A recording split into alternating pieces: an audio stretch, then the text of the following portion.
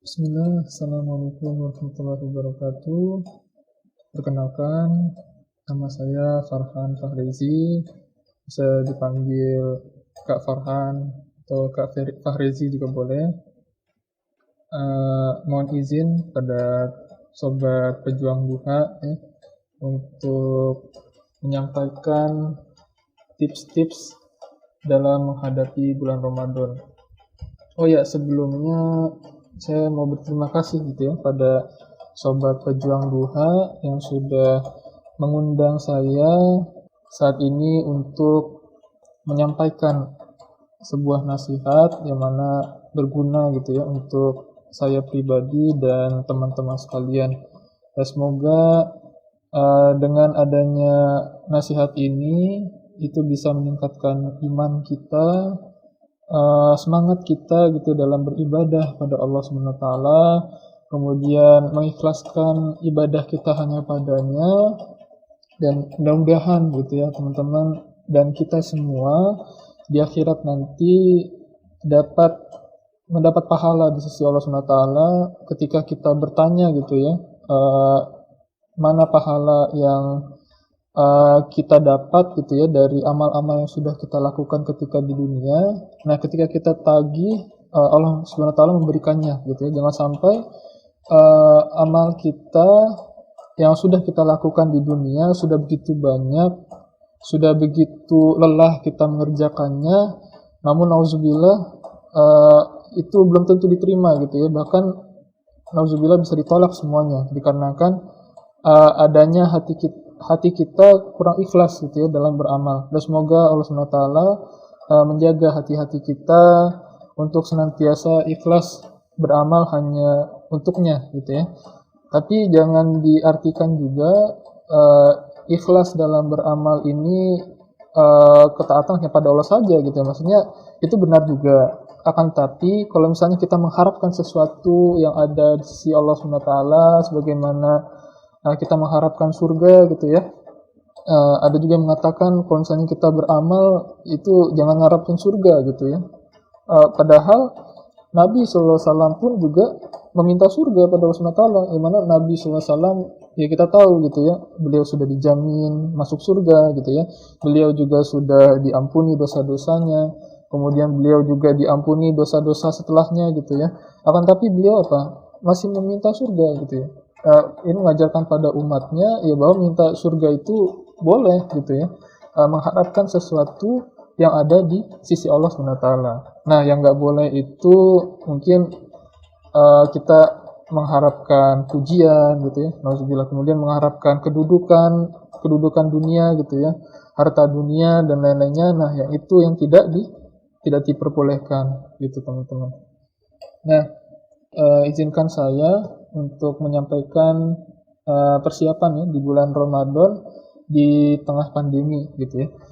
Keutamaan bulan Ramadan salah satunya dijelaskan oleh Allah Subhanahu wa taala dalam Al-Qur'an surat Al-Baqarah surat kedua ayat 185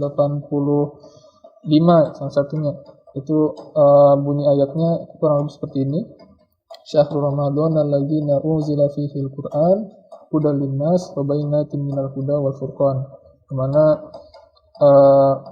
bulan Ramadan ini adalah bulan diturunkannya Al-Quran. Nah, yang mana di bulan diturunkannya Al-Quran gitu ya, itu termasuk bulan yang istimewa gitu ya di sisi Allah SWT. Nah, di sini keutamaannya yaitu adalah bulan diturunkannya Al-Quran. Yang kedua, Allah mewajibkan di bulan Ramadan ini itu berpuasa gitu ya. Dimana puasa ini begitu luar biasa keutamaannya ya. Dalam hadis qudsi ya, Allah SWT berfirman, kemana hadis qudsi ini jika kita tahu sebuah firman Allah yang mana tidak dibukukan dalam Al-Quran, tapi merupakan firman Allah gitu ya.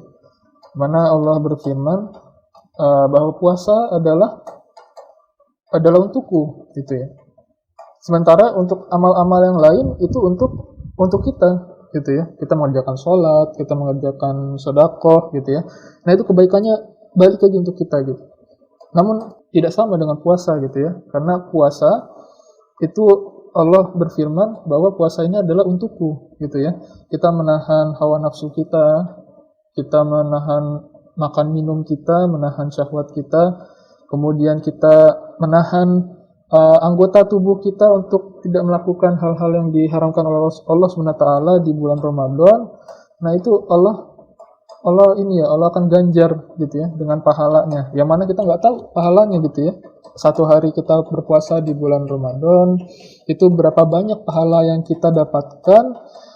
Wallahu alam gitu ya. Tergantung gimana kita menghadapi bulan Ramadan tersebut gitu ya.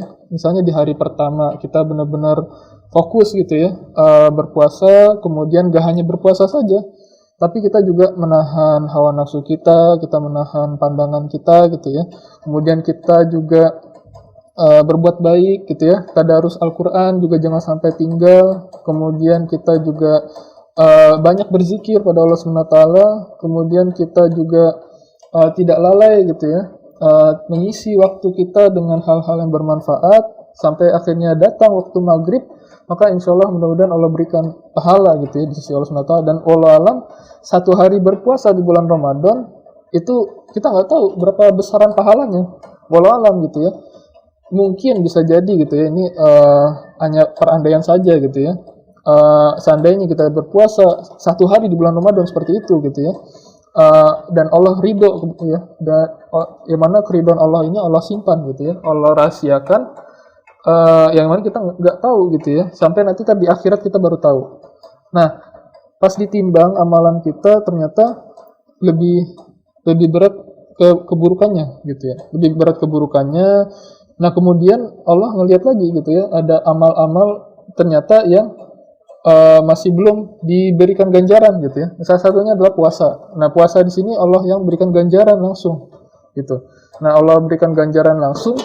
Nah ternyata ganjaran tersebut nilainya jauh lebih besar dibandingkan dengan kumpulan amal buruk tadi gitu, yang tadinya berat gitu ya. Ternyata amal satu hari kita berpuasa di bulan Ramadan itu bisa mengalahkan gitu ya, dengan izin Allah mengalahkan amal keburukan kita yang tadinya jauh lebih dominan. Nah itu baru satu hari di bulan Ramadan teman-teman. Jadi bisa jadi dengan 30 hari berpuasa di bulan Ramadan itu akan memperbesar gitu ya jumlah pahala yang akan kita dapatkan gitu. Nah itu jadi jangan sampai ada niatan gitu ya, gue pengen bolong satu hari aja deh di bulan Ramadan. Jangan sampai ada keinginan seperti itu gitu. Kenapa? Karena satu hari aja kita berpuasa di bulan Ramadan, kalau misalnya kita tinggalin, itu begitu ruginya kita gitu ya. Karena kita nggak tahu gitu ya, Ramadan ini kita bisa berjumpa gitu ya. Tapi apakah kita bisa berjumpa di bulan Ramadan yang akan datang? Ini buat saya pribadi juga gitu ya. Jadi kita bisa sama-sama bisa memaksimalkan ya di bulan Ramadan di tahun 1442 Hijriah ini. Nah, kemudian bagaimana mempersiapkannya gitu ya, datangnya bulan Ramadan ya di masa transisi seperti ini ya. Yaitu salah satunya kita di bulan Rajab kita memperbanyak istighfar pada Allah SWT gitu ya. Kita mengakui dan minta ampun gitu ya atas dosa-dosa yang sudah kita lakukan. Kemudian kita juga bertobat dengan sebenar-benarnya sampai kita tutup gitu ya keburukan kita dengan kebaikan gitu ya. Maka insya Allah Allah akan terima taubat kita. Dan yang penting kita jangan sampai putus harapan pada Allah SWT gitu ya, karena putus harapan pada Allah SWT itu merupakan suatu yang Allah haramkan gitu ya. La taqnatu min rahmatillah gitu ya, bahwa kita tidak boleh berputus asa dari Allah, rahmat Allah SWT. Yang mana yang berputus asa dari rahmat Allah itu hanyalah orang-orang kafir gitu ya. Ya jangan sampai kita berputus asa dengan rahmat Allah. Kak, meskipun dosa saya sebanyak gunung gitu ya. Iya gitu ya, bahkan langit gitu ya, langit yang 7 gitu ya, sampai bumi kita bumi ini begitu hitam dikarenakan dosa kita, kemudian itu nggak cukup gitu ya, 7 langit itu juga tertutup dengan warna hitam dikarenakan dosa kita, akan tapi kita benar meminta ampun pada Allah dan kita tidak mensekutukan Allah gitu ya, maka Allah SWT akan mengampuni dosa-dosa kita gitu ya, dan Allah tidak peduli gitu ya. Allah tidak peduli dosa kita banyak dan lainnya, yang penting apa, kita mau kembali gitu ya. Nah, ini yang jadi masalah gitu ya. Ketika kita mau kembali, nah setan ada tuh di sisi kiri gitu ya. Yang mana membisikkan kita, udahlah ngapain tobat, nanti kita bakal ngelakuin lagi gitu. Nah, ini mesti ditepis gitu ya. Jangan sampai kita malah mengiyakan gitu ya. Oh iya ya, bener ya gitu. Ibaratnya kayak misalnya orang mandi gitu kan. Terus itu olahraga. Nah, habis itu dia ngapain mandi lagi, ntar olahraga lagi gitu, nanti keringetan lagi gitu. Nah, jangan sampai kayak begitu. Justru malah kita ketika kita melakukan dosa, kita segera bertaubat pada Allah Subhanahu wa taala. Nah, itu boleh jadi dosa yang tadi itu udah Allah hapusin.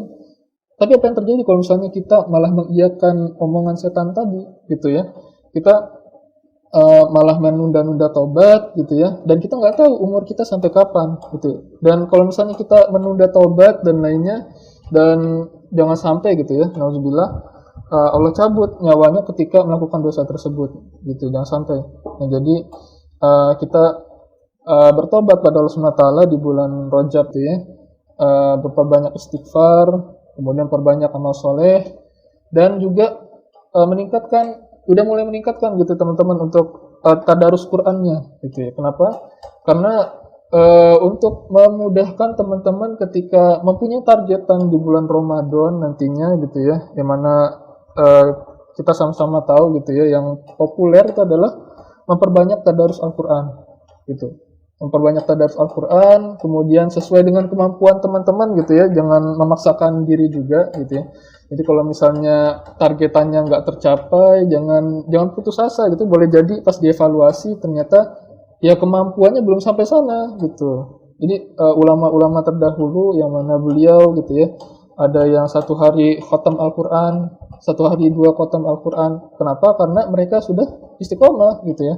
Mereka sudah istiqomah, mereka sudah melaksanakannya secara kontinu gitu ya. Yang mana sebelumnya mereka belum bisa melakukan hal itu gitu ya.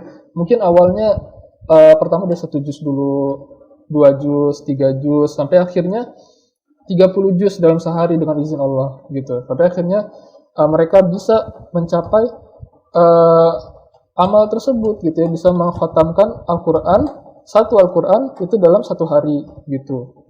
Nah, jadi semuanya ada tahapannya gitu teman-teman. Nah, gimana caranya kita bisa istiqomah di bulan Ramadan gitu ya? Dimana kita istiqomah ini ya mesti kita paksain gitu ya. Istiqomah ini adalah bentuk mujahadah kita gitu ya. Mujahadah kita dalam melakukan ketaatan. Jadi mujahadah kita ini nggak hanya dalam ketaatan tapi juga menjauhi keburukan gitu ya. Nah, menjauhi keburukan ini contohnya gitu ya. Kita misalnya punya kebiasaan yang buruk gitu ya. Nah, kita coba menjauhi kebiasaan tersebut gitu ya. Kita mujahadah gitu ya. Kita lebih berhati-hati ketika kita sudah terjebak gitu, ketika kita sudah nggak tahan dan nafsu kita memberontak gitu ya, kemudian kita tergelincir. Nah, kita jangan sampai ketika tergelincir itu malah berkubang gitu ya, malah berkubang di dosa tersebut, kemudian gak ada niatan untuk mentaubatinya gitu ya.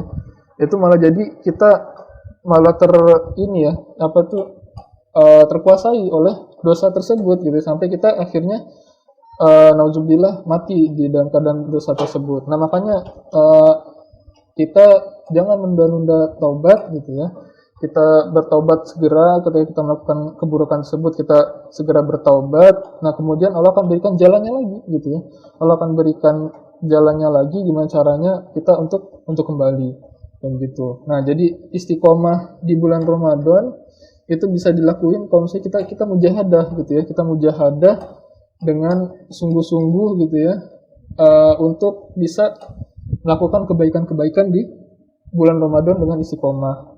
Nah, saran saya ya untuk saya pribadi gitu ya, dan teman-teman semua untuk melakukan amalan yang mana teman-teman dan kita semua mampu gitu ya. Jangan sampai mentang-mentang begitu semangatnya di bulan Ramadan di tahun ini punya target-target yang luar biasa, yang mana belum tentu teman-teman bisa kerjain gitu. Nah, lebih baik buat targetan yang mana real gitu ya, real tapi punya progres gitu ya. Jadi nggak cuma sekedar targetan tapi bisa dicapai gitu. Kemudian apa tanda ibadah Ramadan kita diterima gitu ya. Ini saya juga nggak bisa jawab gitu ya, karena saya nggak tahu gitu ya apakah amal Ramadan saya diterima atau tidak gitu ya, wallahu alam. Tapi husnuzon pada Allah gitu ya, bahwa amal kita itu insya Allah selagi itu masih dalam keadaan ini ya, niatnya lurus gitu ya, niatnya ikhlas karena Allah SWT, insya Allah Allah terima. Nah, tapi ulama memberikan tanda-tanda gitu ya, indikator gitu ya, ada indikator Ramadan kita tuh diterima, tapi belum tentu gitu ya, pasti itu karena hanya Allah yang menentukan gitu. Tapi di sini ulama kita itu menjelaskan ada indikatornya gitu. Nah, salah satunya gitu ya, teman-teman ketika melakukan ibadah ketaatan di bulan Ramadan gitu ya, misalnya tadarus Al-Quran sebanyak 1 juz. Nah, ketika selepas bulan Ramadan gitu ya, bulan Syawal, bulan Zulqa'dah, bulan Zulhijjah, nah di situ tidak terjadi penurunan gitu ya, malah justru semakin naik gitu ya. Di bulan Ramadan 1 juz, di bulan Syawal 1,5 juz gitu. Nah, ternyata di bulan Syawal 1,5 juz mungkin stabil gitu ya, sampai di bulan Zulqa'dah. Di bulan Zulhijjah naik jadi 2 juz gitu. Jadi ada kenaikan di situ, paling enggak minimal gitu ya, minimal stabil. Jadi jangan sampai turun. Nah, jadi kalau misalnya teman-teman mujahadah di bulan Ramadan 1 juz, nah jangan sampai di bulan Syawal malah turun jadi 7 lembar gitu. Ya emang berat gitu ya, walaupun emang nanti ada terjadi penurunan gitu ya dalam beberapa hari. Nah, tapi teman-teman jangan sampai turun banget gitu ya, jangan sampai malah nggak baca Quran sama sekali. Diusahain baca Quran gitu ya, walaupun emang dalam keadaan iman kita nggak tahu gitu ya, bisa jadi naik gitu ya, naik banget, dan makanya terlalu bersemangat baca Qurannya, dan bisa jadi turun banget gitu ya, turun banget, saking turunnya malah nauzubillahnya nggak mau baca Quran di hari itu gitu. Jadi untuk bisa mengetahui gitu, tanda-tanda ibadah Ramadan kita diterima, salah satunya gitu ya, kita melaksanakannya itu istiqomah gitu, istiqomah, dan kemudian ada progres kayak begitu, itu salah satunya. Kemudian kebiasaan apa aja yang dilakukan Nabi dan sahabat di bulan Ramadan gitu ya. Nah, salah satunya udah kita bahas tadi, yaitu adalah tadarus Al-Quran, dan Rasulullah SAW juga murajaah hafalan Qurannya gitu ya. Nah, ini buat kita semua gitu ya, gak hanya tadarus Quran yang kita perbanyak, tapi juga hafalan Quran kita gitu ya. Kita review kembali sudah berapa banyak hafalan yang kita peroleh, dan sudah sejauh mana kita memperjuangkan hafalan tersebut agar tidak hilang gitu ya. Karena ini perjuangan gitu ya bagi para penghafal Al-Quran, yang mana butuh keistiqomahan untuk bisa mempertahankan hafalan Qurannya gitu ya. Karena hafalan Quran ini mudah untuk hilangnya gitu ya. Apalagi kalau misalnya yang penghafal Quran tersebut ya tidak memurajaahnya dalam waktu yang lama gitu ya. Jadi kayak puzzle gitu ya, kalau misalnya dia menghafal ayat, dia memurajaah satu surat. Nah, dia ada yang lupa, ada yang ingat gitu ya. Misalnya di ayat pertama ingat, ayat kedua ingat, ayat ketiga lupa, ayat keempat ingat, ayat kelima lupa gitu ya. Jadi karena kurang di murajaah, jadi makanya banyak yang lupa gitu ya. Mudah-mudahan kita Allah kuatkan gitu ya. Allah berikan kemauan yang kuat supaya bisa mempertahankan, bahkan meningkatkan hafalan Al-Quran kita gitu ya di bulan Ramadan gitu. Nah, mungkin itu dulu ya teman-teman dari saya pribadi. Semoga apa yang saya sampaikan tadi bisa memberikan manfaat, terutama bagi diri saya pribadi dan teman-teman semua gitu ya. Semoga ini bisa kita laksanakan gitu ya. Kita bisa jalankan gitu ya, kita bisa jadikan ini sebagai target kita di bulan Ramadan, dan semoga Allah ridho ya, Allah bantu kita supaya kita bisa memanfaatkan bulan Ramadan di tahun ini dengan sebaik-baiknya.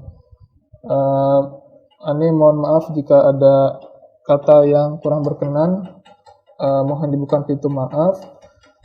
Billahi taufiq wal hidayah. Al-haqqu min rabbik fala takunanna minal mumtarin. Assalamualaikum warahmatullahi wabarakatuh.